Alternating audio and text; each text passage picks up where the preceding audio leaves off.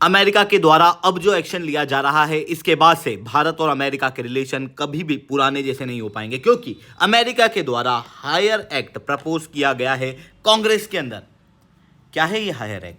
Basically America के अंदर हर वो कंपनी जो कि अपने प्रोडक्ट को आउटसोर्स करती है या फिर बाहर जॉब क्रिएट करती है, उनके ऊपर 25% तक के टैरिफ लगेंगे। अब आप सब जानते हो भारत के अंदर जो आईटी इंडस्ट्री है उसका 60% रेवेन्यू अमेरिका से आता है, क्योंकि अमेरिकन कंपनी अपने काम को आउटसोर्स करती है इंडिया के अंदर और इससे इंडियन आईटी इंडस्ट्री जो है वो काम करती है। आप इसके अंदर कई सारी कंपनियां देखोगे, आप टीसीएस देखोगे, आप इसके अंदर टास्कस देखोगे जो कि अमेरिकन कंपनी मेटा के लिए और भी कई सारी कंपनियों के लिए काम करती हैं, जिसकी वजह से भारत के अंदर बिलियंस ऑफ डॉलर आते हैं, करोड़ों लोगों को जॉब मिलती है। पर ये जो हायर एक्ट है ये क्लियरली भारत के अंदर उन करोड़ों लोगों की जॉब छीनने का एक डायरेक्ट तरीका है अमेरिका का। इसके अलावा अमेरिका ने नए वीज़ा नॉर्म्स ऑलरेडी लेके आ गए हैं, जिसके जरिए भारतीय स्टूडेंट, विजिटर्स और H1B वीज़ा वालों को और बड़ी प्रॉब्लम जो है वो क्रिएट की जा रही है। यानी कि पूरी तरीके से अमेरिका जो है वो अब भारत की आईटी और प्रोफेशनल इंडस्ट्री के ऊपर टारगेट कर रहा है आफ्टर टैरिफ्स, जो कि भारत अमेरिका के रिलेशन को एकदम लोवेस्ट स्टेज के ऊपर लेके चले जाएंगे। कैसे जाएंगे और अमेरिका के ये जो स्टेप्स हैं इसकी वजह से भारत के ऊपर क्या असर पड़ने वाला है, इसे मैं शुभेंदु चौहान डिटेल में आप लोगों के साथ में चर्चा करूंगा। बट उसके पहले आप लोग मेरे साथ में SRC10 टेलीग्राम ग्रुप के ऊपर जुड़ सकते हो। मेरे क्लास की अपडेट, पीपीटी, पीडीएफ सब कुछ आपको हमें मिल जाएगी। यूपीएससी सीएससी की तैयारी करना है, इंडिया के टॉप एजुकेटर से ऑफलाइन क्लास के अंदर पढ़ना है, आप लोगों के पास में अच्छा मौका है। अनअकैडमी केवल ऑनलाइन ही रहा है, अनअकैडमी ऑफलाइन भी आ चुका है। हमारे सेंटर्स ऑलरेडी खोले जा चुके हैं। जुड़ना चाहते हो तो इस नंबर पर कॉन्टैक्ट कर सकते हो। उसके अलावा monthly current affairs magazine, previous year question, prelims के मॉक टेस्ट, एनसीईआरटी की note summary, India year book की summary free of cost download करना है। नीचे डिस्क्रिप्शन के अंदर मैंने लिंक दी है, वहां से आप लोग डाउनलोड कर सकते हो। चलिए दोस्तों समझने का प्रयास करते हैं पे क्या हुआ है। बेसिकली यहां पर हायर एक्ट जो है वो प्रपोज किया गया है कांग्रेस के अंदर अमेरिका की। हायर एक्ट का फुल फॉर्म है halting international relocation of employment. Generally क्या होता है, अमेरिका के अंदर कई सारी कंपनियां ऐसी हैं जो अपने काम को आउटसोर्स करती हैं, खास रूप से इंडिया के अंदर, क्योंकि सीधी सी चीज़ है अमेरिकन वर्कर को काम करवाना काफ़ी मुश्किल है और काफ़ी महंगा भी है। इस कारण से सस्ता लेबर ढूंढते हुए ये लोग इंडिया, चाइना जैसे देशों के अंदर आउटसोर्स करते हैं अपने काम को। जैसे मेटा कंपनी के कई सारे कामों को आउटसोर्स किया जाता है इंडिया के अंदर ही। बट अब अमेरिका यहाँ क्या कर रहा है कि कोई भी आउटसोर्सिंग के लिए अगर किसी अमेरिकन कंपनी के द्वारा किसी फॉरेन वर्कर को पेमेंट किया जाता है तो उसके ऊपर 25% तक टैक्स लगाया जाएगा। इस टैक्स से क्या होगा कि कोई भी अमेरिकन कंपनी फिर आउटसोर्स नहीं करेगी अपने काम को, जिसकी वजह से भारत के अंदर एक बड़ी आईटी इंडस्ट्री, क्योंकि 59% तक अमेरिकन कंपनी अपने वर्क को आउटसोर्स करती है इंडिया के अंदर, खास रूप से आईटी सेक्टर के अंदर, हाई एंड टेक सर्विसेज के अंदर, तो वो जो है वो इंडिया के अंदर आउटसोर्स नहीं करेगी। ऐसी कंडीशन में भारत की जो आईटी इंडस्ट्रीज हैं उसके ऊपर बहुत बुरी तरीके से इम्पैक्ट पड़ने वाला है। इतना ही नहीं, जो आउटसोर्सिंग की कॉस्ट है जनरली उसे प्रोडक्शन की कॉस्ट के अंदर ही जोड़ा जाता था और उसके अंदर फिर टैक्स बेनिफिट मिलते थे। पर अब आउटसोर्सिंग कॉस्ट को टैक्स बेनिफिट भी नहीं मिलेंगे, ये चीज़ भी यहाँ पर कर दी गई है। साथ में इससे जो एक्स्ट्रा फंड क्रिएट होगा, मतलब जो कंपनी इन सारी चीज़ों के बावजूद भी आउटसोर्स करेगी काम को, उनके ऊपर एक्स्ट्रा टैक्स लगेगा 25%। उससे अमेरिकन सरकार के पास में एक्स्ट्रा पैसा आएगा। वो पैसा जो है वो एक डोमेस्टिक वर्कफोर्स फंड के अंदर डाला जाएगा और इस फंड के जरिए अमेरिकन लोगों को ट्रेनिंग दी जाएगी ताकि वो लोग एक हाई स्किल्ड वर्कर बन सकें और फिर भारतीय लोगों के काम को हाईजैक कर सकें। साथ में FICA के टैक्स एग्जेम्पशंस के अंदर फॉरेन स्टूडेंट्स को हटाया जाएगा, यानी कि फॉरेन स्टूडेंट्स को भी FICA के अंदर टैक्स जो है वो पे करना होगा। इन सारी चीज़ों की वजह से भारत के अंदर जो आईटी सेक्टर है उसके ऊपर एक बड़ा असर पड़ने वाला है, क्योंकि कई सारे कॉन्ट्रैक्ट हमारे यहाँ की TCS, विप्रो, टेक महिंद्रा, इन्फोसिस जैसी कंपनियां लूज करेंगी, क्योंकि मैंने बताया 59% तक अमेरिकन कंपनियां अपने काम को आउटसोर्स करती है इंडिया के अंदर। इवन इंडियन कंपनियों का भी 60% तक का काम अमेरिका से चलता है। ऐसी कंडीशन में 60% तक कॉन्ट्रैक्ट का लूज होने का खतरा यहाँ पर बना हुआ है। इवन आप सब जानते हो भारत के अंदर आईटी बीपीओ के सेक्टर के अंदर वाइड स्प्रेड एम्प्लॉयमेंट देखने को मिलता है। ऐसी कंडीशन में उन लोगों की जॉब भी जाएंगी।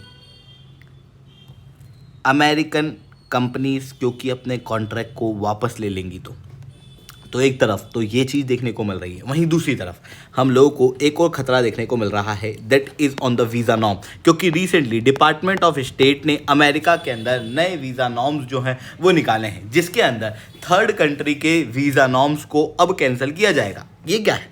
देखो, आप सब जानते हो भारत से भारी मात्रा में प्रोफेशनल अमेरिका के अंदर काम करने जाते हैं। अगर मैं H1B वीज़ा के अंदर बात करूं तो लगभग 75% तक H1B वीज़ा का बेनिफिट इंडिया को मिलता है। आप क्लियरली यहाँ पर डाटा के अंदर देख सकते हो। अब होता क्या है कि भारत के अंदर कई सारे प्रोफेशनल H1B वीज़ा वगैरह के लिए लाइन में लगे रहते हैं। ऐसी कंडीशन में भारत के अंदर कंजेशन बहुत ज़्यादा है, वेट टाइम बहुत ज़्यादा है। अगर किसी को B1 B2 वीज़ा चाहिए तो उसको लगभग 500 दिन के लिए वेट करना पड़ता है।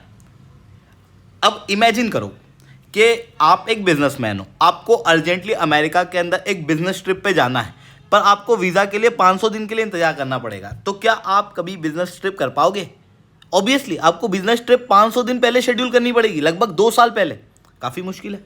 सिमिलरली भारत से कई सारे स्टूडेंट अमेरिकन इंडस्ट्रीज़ के अंदर काम करने तो जाते ही हैं, साथ में कई सारे स्टूडेंट अमेरिका के अंदर यूनिवर्सिटीज़ के अंदर पढ़ने भी जाते हैं, जिसके लिए उनको पहले से ट्रैवल लॉग बुक करना पड़ती है। साथ में यूनिवर्सिटी का एक फिक्स टाइम होता है जिस समय पे उनको रिपोर्ट करना और एडमिशन करना पड़ता है। बट क्योंकि भारत के अंदर रश बहुत ज़्यादा होता है, इस वजह से काफ़ी दिक्कतें आती हैं। इसीलिए कई सारे लोग क्या करते थे, अभी तक डायरेक्ट इंडिया के अंदर से रजिस्टर करने की बजाय US consulate in Dubai, Singapore, Thailand, Vietnam या फिर किसी और यूरोपियन नेशन के अंदर अप्लाई करते हैं जहाँ पे रश कम हो, ताकि जल्दी क्लियरेंस मिल सके और वो अमेरिका के अंदर जाके काम कर सके। ये कैसे हुआ, ये कब से होना शुरू हुआ? बेसिकली कोविड-19 के समय पे आपको याद होगा, कोविड-19 के समय पे अमेरिकन एम्बेसी जो है वो बंद हो गई थी और कई सारे स्टाफ को वहाँ से हटाना पड़ा था। इसकी वजह से काफ़ी शॉर्टेज ऑफ स्टाफ देखने को मिल रहा था, तेज़ी से वीज़ा क्लियरेंस देखने को नहीं मिल रहे थे। उसकी वजह से क्या हो रहा था, वीज़ा के लिए जो एप्लीकेशन है वो काफ़ी ज़्यादा पाइल्ड अप हो रही थी और ख़ास रूप से इंडिया जैसे देशों के अंदर पाइलिंग ज़्यादा थी। वहीं दूसरी तरफ कई सारे देशों के अंदर पाइलिंग कम थी। ऐसी कंडीशन में एग्जेम्पशन दिया गया था कि इंडियन लोग जो हैं वो दूसरी देशों के जरिए वीज़ा अप्लाई कर सकते हैं, किसी भी थर्ड कंट्री के जरिए। इंटरव्यू वेवर भी यहाँ पर रिन्यूअल के लिए दिया गया था। बट अब ये जितने भी एग्जेम्पशंस हैं, ये सारे के सारे एग्जेम्पशन जो है वो हटा दिए गए हैं, क्योंकि रिसेंटली डिपार्टमेंट ऑफ स्टेट ने नए नियम निकाले हैं। इन नियमों के अनुसार कोई भी कंट्री का प्रोफेशनल अगर अमेरिका के अंदर आना चाहता है तो उसे अप्लाई अपनी होम कंट्री के अंदर ही करना पड़ेगा, यानी किसी थर्ड कंट्री से नहीं कर सकता। अब मान लो कि आपने ऑलरेडी अप्लाई किया हुआ हो, मान लो थाईलैंड से, तो आपका क्या होगा, आपकी वो एप्लीकेशन खारिज हो जाएगी और उसके बाद में आपको इंडिया के अंदर आके फिर से एप्लीकेशन को दायर करना पड़ेगा, जिसकी वजह से यहाँ पर काफ़ी सारे इश्यूज क्रिएट होंगे। इसके अलावा अगर आपने थाईलैंड के अंदर पहले से ही एप्लीकेशन फ़ी पे कर दी है तो फिर वो एप्लीकेशन फ़ी आपको रिटर्न भी नहीं की जाएगी। मतलब आपको वीज़ा तो नहीं दिया जाएगा, ये तो श्योर है, साथ में आपकी जो फ़ीस आपसे ले ली गई थी उन फीस को वापस रिटर्न भी नहीं किया जाएगा। तो ये चीज़ यहाँ पर नए नियमों के अनुसार देखने को मिल रही है, जिसकी वजह से जो स्टूडेंट्स हैं उन्होंने ऑलरेडी अपनी टिकट वगैरह बुक कराई होगी फ़्लाइट की, ऑलरेडी उनकी एडमिशन डेट फिक्स होगी, उनको लग रहा होगा थाईलैंड या दुबई से हमको वीज़ा क्लियरेंस मिल जाएगा, बट अब वो वीज़ा क्लियरेंस मिलेगा नहीं, वो कैंसिल होगा और उनको इंडिया के अंदर अप्लाई करना पड़ेगा। 500-600 दिन के लिए उनको वेट करना पड़ेगा, लगभग 2-2.5 साल। ऐसी कंडीशन में लिमिटेड स्लॉट होने की वजह से डेडलाइन के मिस होने की समस्याएं तो हैं ही सही। विजिटर्स को 500 दिन का वेट टाइम है और वर्कर्स को काफ़ी स्लो रिन्यूअल फेस करना पड़ेगा। ऐसी कंडीशन में यहाँ पर आप क्लियरली देख सकते हो, यूएस प्रेसिडेंट डोनाल्ड ट्रंप जब से आए हैं पावर के अंदर, उसके बाद से सबसे पहले तो इन्होंने टैरिफ लगाए। टैरिफ लगाने के बाद में इन्होंने हायर एक्ट प्रपोज करवा दिया है अभी अमेरिकन कांग्रेस के अंदर, और उसके बाद अब एक बड़ा डेवलपमेंट अमेरिका के अंदर ये देखने को मिल रहा है कि डिपार्टमेंट ऑफ स्टेट के द्वारा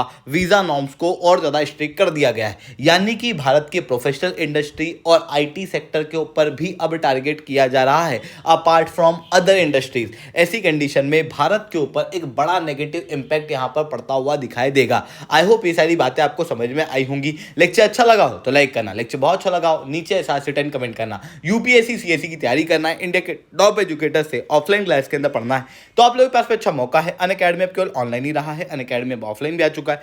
हमारे सेंटर्स ऑलरेडी खोले जा चुके हैं, जुड़ना चाहते हो तो इस नंबर पर कॉन्टैक्ट कर सकते हो। इसके अलावा मंथली करंट अफेयर्स की मैगजीन, प्रीवियस ईयर के क्वेश्चन, प्रीलिम्स के मॉक टेस्ट, एनसीईआरटी के नोट्स की समरी, इंडिया ईयर बुक की summary free of cost download करना है तो आप लोगों के पास में बहुत अच्छा मौका है। आप नीचे डिस्क्रिप्शन के अंदर दी हुई लिंक के जरिए डाउनलोड कर सकते हो। ठीक है दोस्तों, आज के लिए इतना ही। That's all for my side. जय हिंद, जय भारत।